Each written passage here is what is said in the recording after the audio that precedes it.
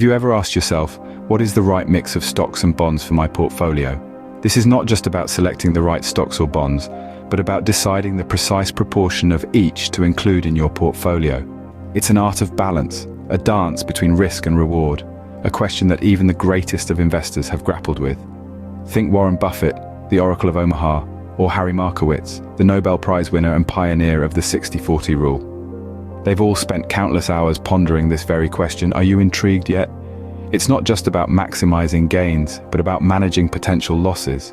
It's about understanding that investing isn't just about playing the market, but about managing risk. So, buckle up and let's dive into the key concepts of investing to explore the wisest possible options and the factors impacting our choices. When investing, one of the key concepts to understand is risk. Risk in the world of investing is a multifaceted beast. It's not just about the potential for losing your hard-earned money, but also about the volatility, the ups and downs, the roller coaster ride that can make even the strongest stomachs churn. Let's take a moment to differentiate between two types of risk: the total loss of investment and volatility.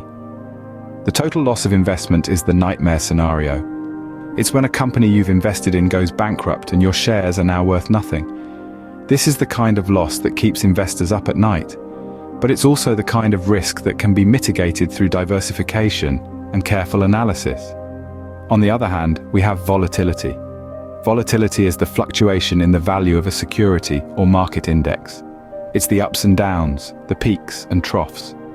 While it doesn't necessarily result in a total loss of your investment, it can still be nerve-wracking, especially if you're constantly checking your portfolio and seeing red numbers. But here's the kicker: if you don't sell during these downturns, you haven't really lost anything. Your shares are still there, and they can still recover. This brings us to the concept of risk management in investing. Risk management is all about understanding these risks and taking steps to mitigate them. It's about diversifying your portfolio, not putting all your eggs in one basket. It's about being patient and not letting market volatility dictate your decisions. It's about understanding your own risk tolerance and investing accordingly. In a way, you can think of investing as a balancing act. On one side, you have the potential for high returns, and on the other, you have the risk of loss. Your job as an investor is to find the right balance, to find the sweet spot where you're comfortable with the risk you're taking for the potential returns. In essence, being a good investor means being a good risk manager. Now, let's imagine two sides of a scale. On one side, you can choose to invest 100% of your money into stocks. Over a 40-year period, or perhaps even longer, this could potentially maximize your returns, leading to the highest possible growth. But remember, with great reward comes great risk. This all-in approach could also lead to the most dramatic swings in your portfolio value. And depending on the stock or portfolio you choose, the risk of substantial loss is a real possibility. Now let's shift our gaze to the other side of the scale. Here we find a more balanced approach to allocation. Consider, for instance, a 70-30 split between stocks and bonds. This allocation, popular among many investors, offers potential for growth, but with less volatility than a fully stock-focused portfolio. It's like having a safety net. You're still participating in the market's ups and downs, but the bonds can help cushion the blow during those downturns. But why 70-30, you may ask? Well, studies of university endowments and other sophisticated investment groups have found that, over time, they struggled to outperform this simple, low-cost allocation. For individual investors, this balanced approach can be easy, convenient, and still oriented towards growth. It offers a chance at strong investment performance over time, but at a lower cost than more complex strategies. Now, remember the rule of 72. This rule is a quick, simple way to calculate how long an investment will take to double, given a fixed annual rate of return.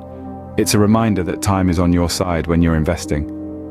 And over time, there's an additional risk to sitting in cash or being too heavily invested in bonds. After accounting for inflation, your rate of return could be eroded, or even turn negative. So, whether you lean towards 100% stocks, or prefer a 70-30 split, the right mix for you would depend on your risk tolerance and investment goals. There are several factors to consider when deciding on your portfolio allocation. One of the primary considerations is inflation. Inflation is the rate at which the general level of prices for goods and services is rising, and subsequently, purchasing power is falling. Over time, if your investments are not growing at a rate that outpaces inflation, you're essentially losing money. This is why sitting in cash or holding too many bonds can be risky. After inflation, the rate of return on these assets can be eroded and perhaps even negative. This brings us to another critical concept in investing, the rule of 72. This rule is a simple way to determine how long an investment will take to double, given a fixed annual rate of interest. By dividing 72 by the annual rate of return, investors obtain a rough estimate of how many years it will take for the initial investment to duplicate itself. For example, the rule of 72 states that $1 invested at an annual fixed interest rate of 10% would take 7.2 years, 7210 = 7.2, to grow to $2. In addition to inflation and the rule of 72, investors should also consider compound growth. Compound growth is the exponential increase in the value of an investment due to earning interest on both the initial amount invested, the principal, and the accumulated interest. Over time, compound growth can significantly increase the value of an investment. Finally, it's important to consider how different asset classes perform over time. A study by Pepperdine University's Graziado Business Review found that approximately 96% of the time, it takes just 4 years or less for stocks to not only recover, but outperform bonds over the majority of periods, studied all the way back to 1929. The key is to understand your own investment timeline and risk tolerance. So, what's a practical strategy for most investors? Well, let's delve into the concept of a core satellite strategy. This approach can be a game changer for many investors, and here's why. Imagine the bulk of your portfolio, say 70%, invested in index funds. This part forms the core of your portfolio. It is diversified, low cost, and mirrors the performance of the market. The remaining 30% of your portfolio is split amongst a few select individual stocks or thematic ETFs. These are your satellites. They provide the potential for higher returns and a bit of excitement to your investment journey. Why does this strategy work? The core of your portfolio, the index funds, offer stability and steady growth. They're like the reliable old tortoise from the fable, steadily plodding along. The satellites, on the other hand, are your hares. They have the potential to sprint ahead, delivering outsized gains. Together, they create a balanced portfolio that has both stability and the potential for high growth. This strategy has another advantage. It can potentially outperform more sophisticated and expensive investment options.